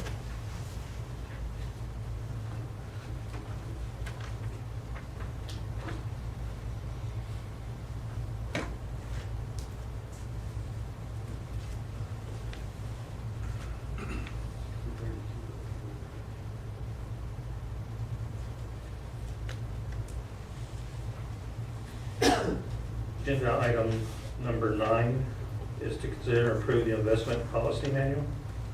Ms. Cook? I'll let Cheryl speak to this. She sent the memo. This is a routine, you're just supposed to review and reapprove or reauthorize the investment policy that we've been following. It's in our Our local policy. Okay. So included in the board package is the interoffice memorandum from Ms. Stansberry along with the policy. Does the board have any questions? If there are no questions, I have a motion to approve the resolution reaffirming the district's investment policy as recommended by administration. Motion by Ms. Johnson. Do I have a second? Second by Ms. Diossis. All in favor, please say aye. Aye. Any opposed? Motion carries. Next agenda item is consider and approve the independent auditor for the 2019-20 school year. Included in your package is the information on the auditor. The engagement letter from LeBron Keechnick LLP for accounting services. There's a letter from the firm along with their credentials. Does the board have any questions? If there are no questions, I have a motion to approve the engagement of LeBron and Keechnick LLP for auditing services for the 2019-20 school year. So moved. A motion by Ms. Johnson. Do I have a second? Second by Mr. Molinak. All in favor, please say aye. Aye. Any opposed? Motion carries. Next action item is to consider and award a contract for the repair of the tilt walls at the Aransas Pass High School. We were just getting an update on that. Ms. Cook, would you like to add anything else? Well, Todd has stayed here this evening. We appreciate that. I know he and Charlie both met, and I think they had some information to share with you and answer any questions you have about the bids. Thank you for staying, Todd. No problem. On,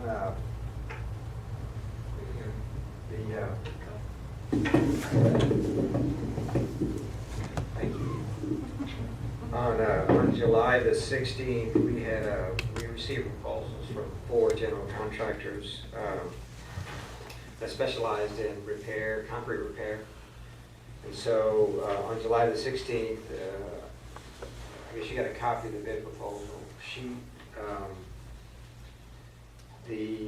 One of the general contractors was quite a bit less than the other contractors, PSC, which when we did the ranking, which I think you may have got a copy of our ranking as well, it put them as number 1 ranked, pretty much basically on what they were charging to do the repairs.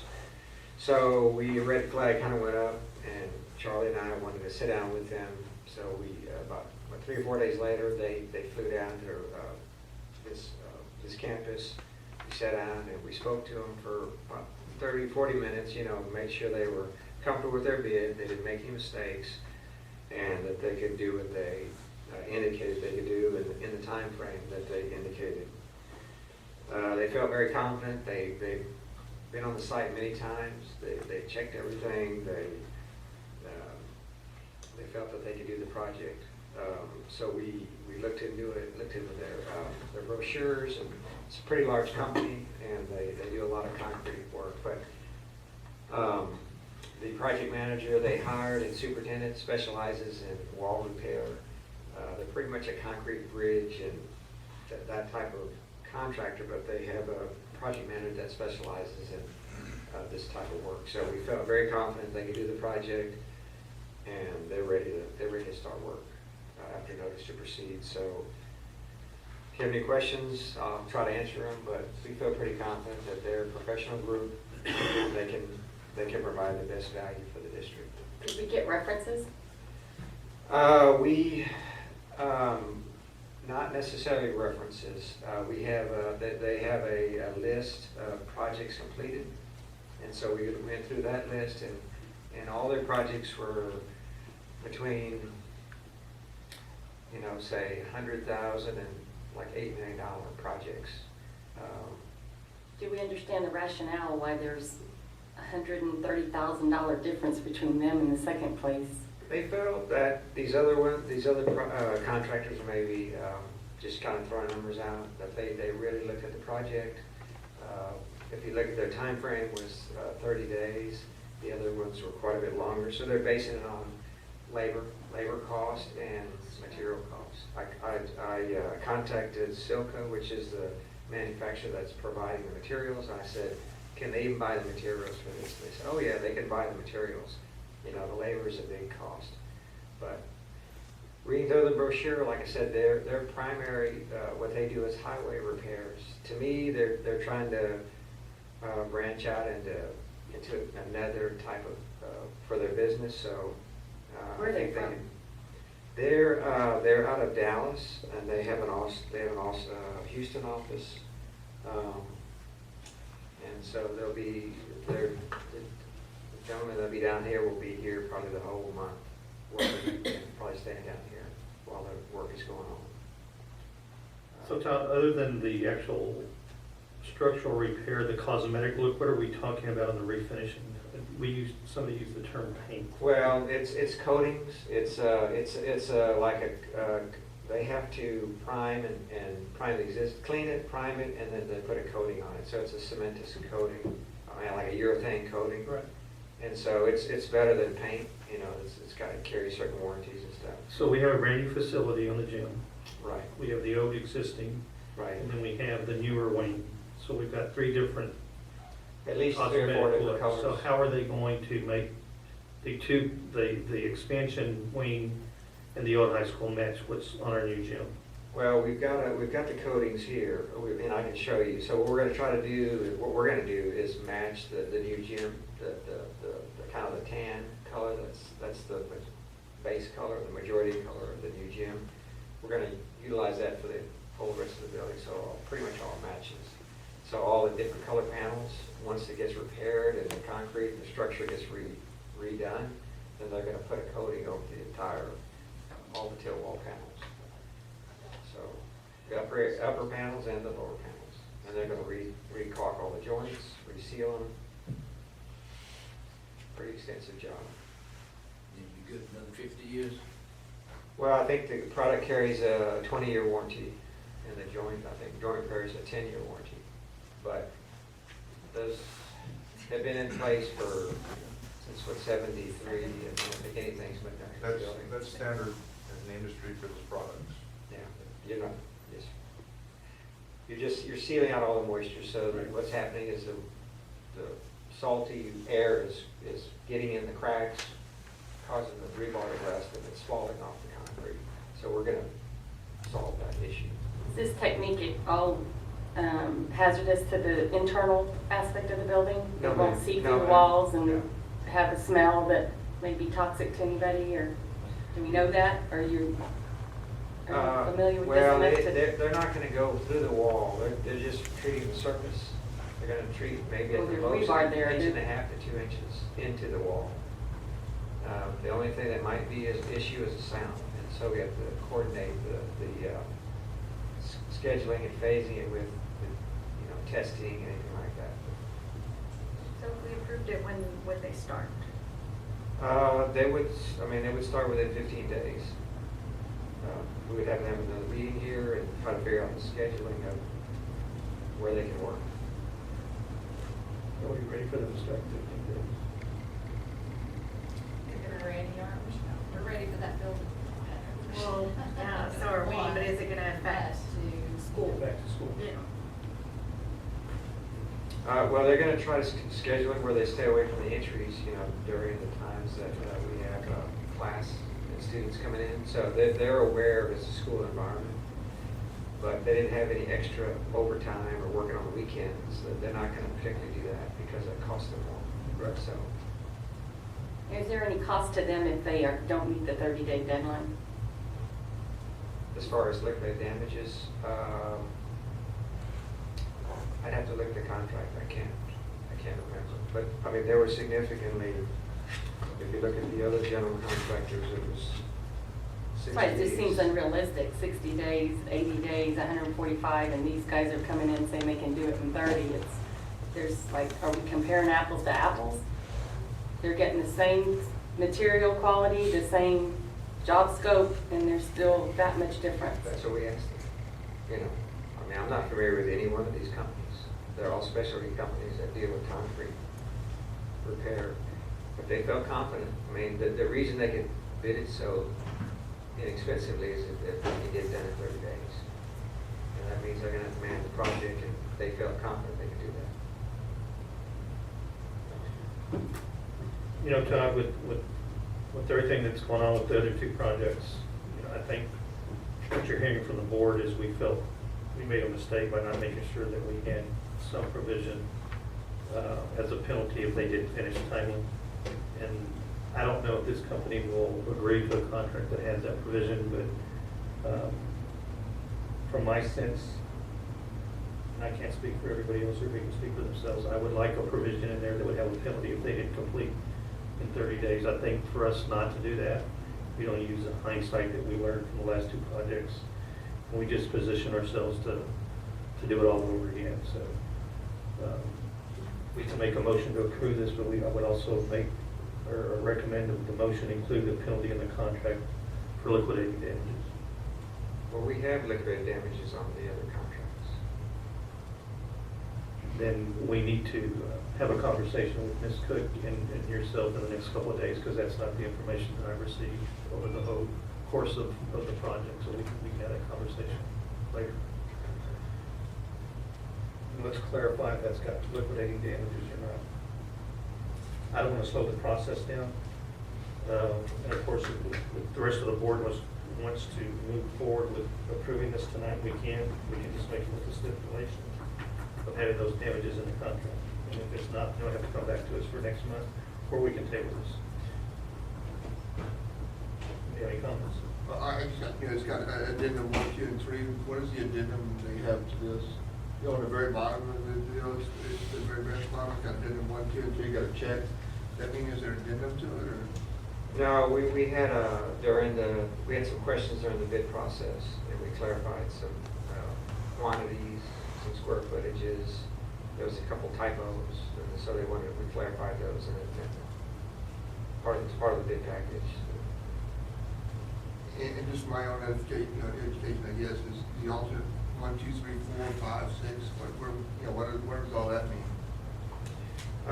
What that is the structural engineer put in, if there was additional linear footage that was discovered after the fact, that we had a set price to get that repaired. So that's what those were. So there was a credit if they didn't use it, and there was an add if they did. But when I went and rechecked the square footages, I think we were way under, or we were okay with the numbers that were put in the contract. So I don't foresee any of those applying. So none of the alternate should apply to them, right? It should not apply, right, correct. Any other comments? There are other comments. I'll make a motion to approve awarding contract for repair of the tilt wall at the Ranches Pass High School to PSC James for the repair of the tilt wall, along with stipulation that there are liquidating damages clause in the contract for timely completion in 30 days. Do I have a second? Second. The second by Mr. Rector. All in favor, please say aye. Aye. Any opposed? Okay. Let the record reflect that Mr. Stanzeri has voted. 30 days is hard to pass, especially if you get, September's our rainiest month.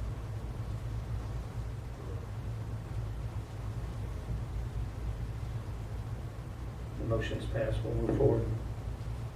Thank you, Jerry. Next agenda item is to consider approve a request to receive bids for fall playground equipment. Ms. Cook? Thank you, Todd. Thank you. Appreciate you. As you know, we're near the end of the HD fall elementary construction. And part of that process, there is no playground equipment. I've looked at other grants, one being the Kaboom grant, and if I got deeper into that, it's still something we're going to try to see to help us out some, but it's not what we're needing. And so I'm just personally bringing this to you because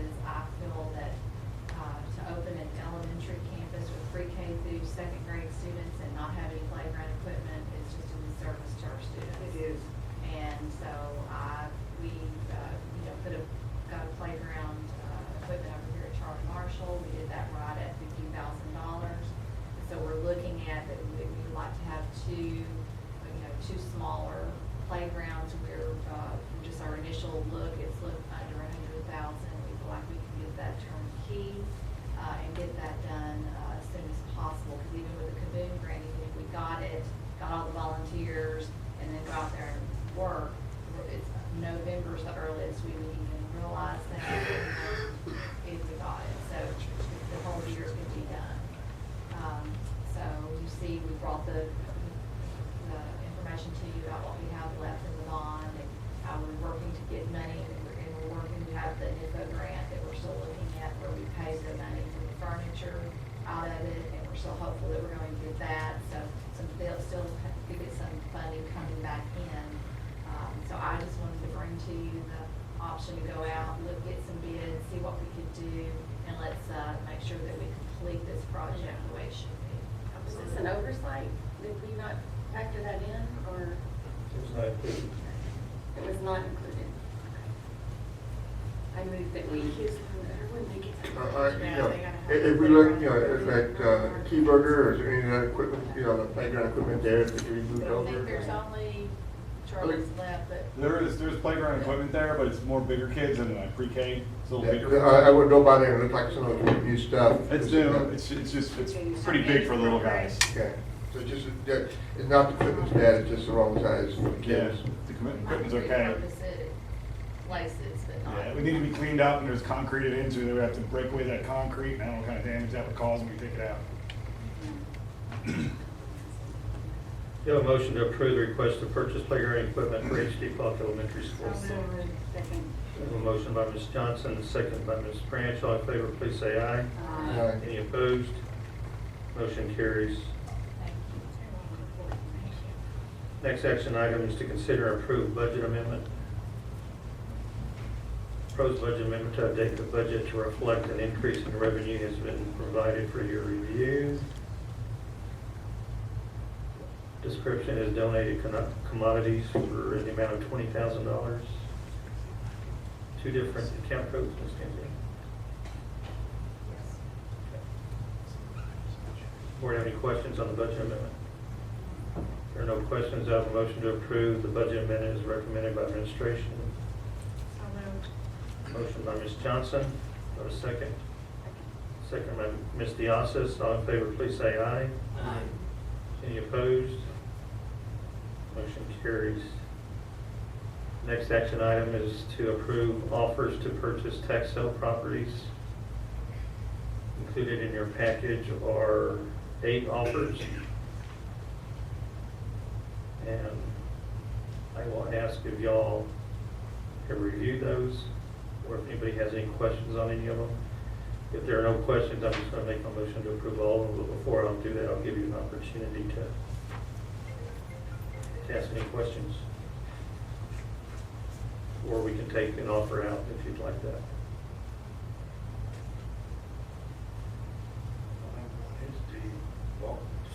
Yes, sir. That's correct. I'd like to see if in the future we used to do that. Mr. Strange was here. He brings us photographs of these properties so we have a visual of what, any way we can do that in the future. We can, but just for reference, at one point we were the first entity.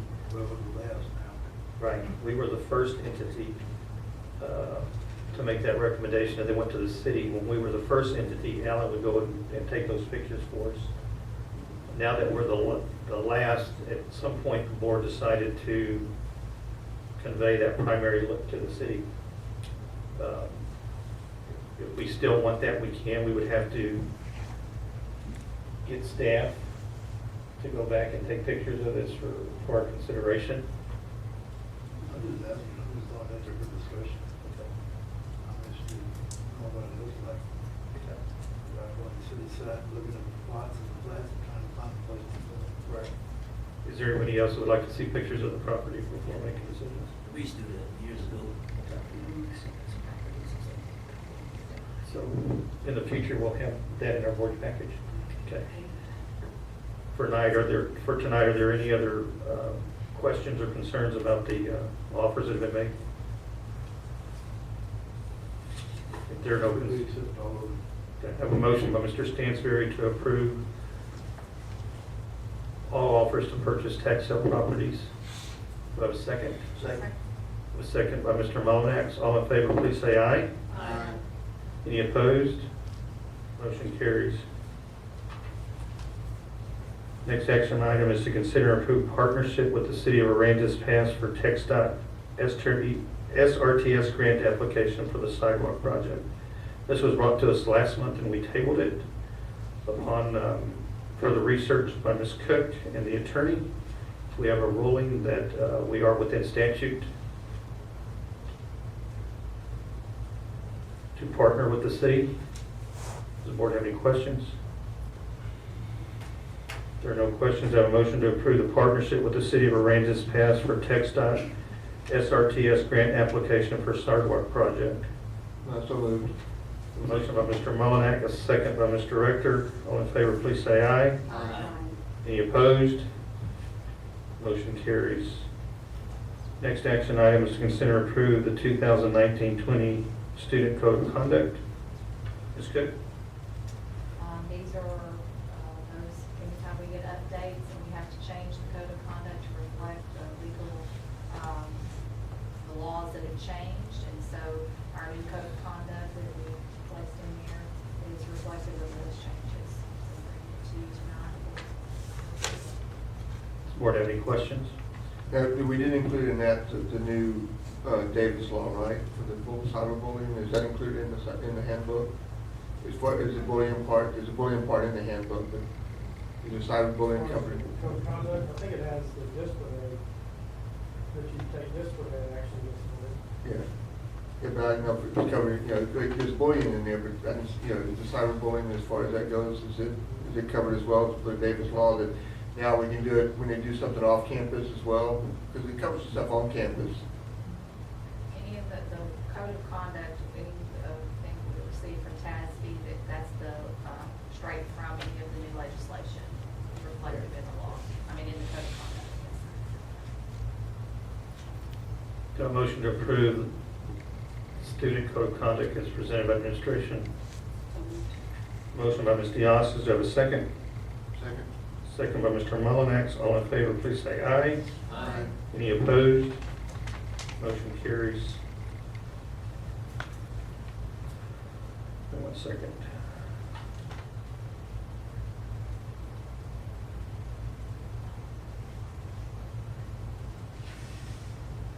A lot of documents. 455. I'll get there slowly. You guys are faster than me.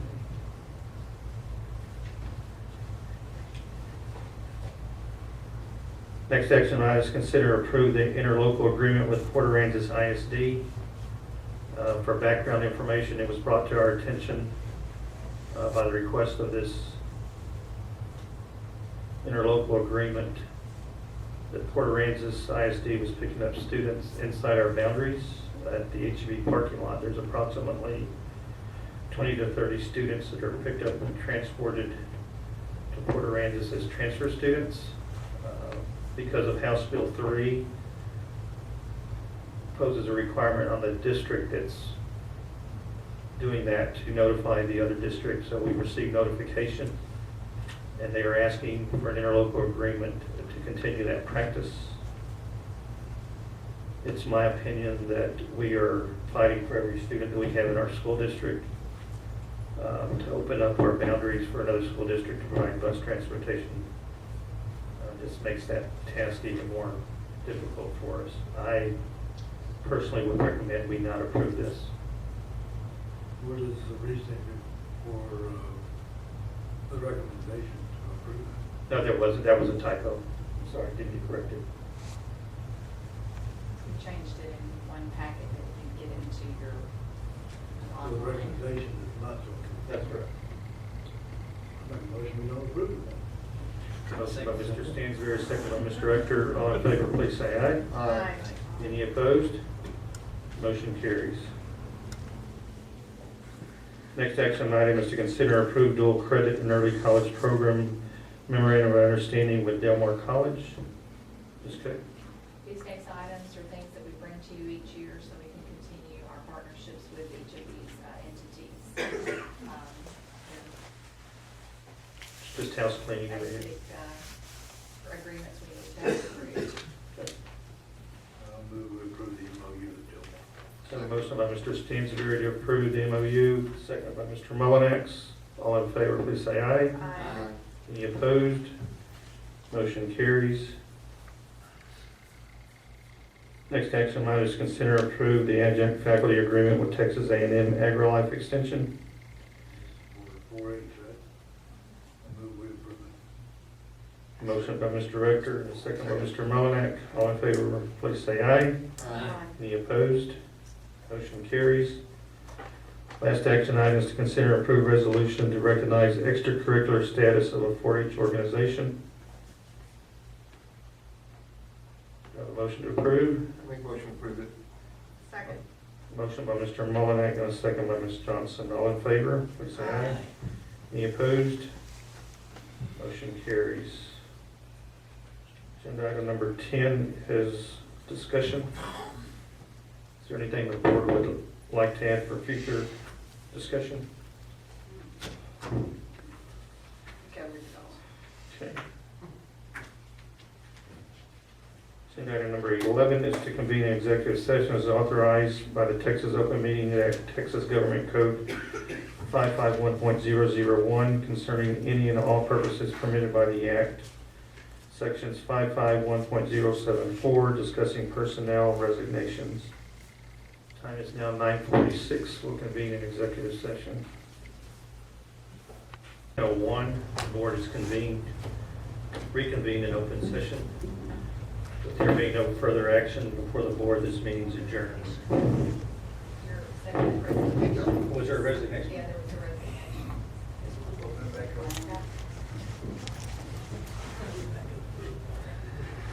The board is reconvened in open session.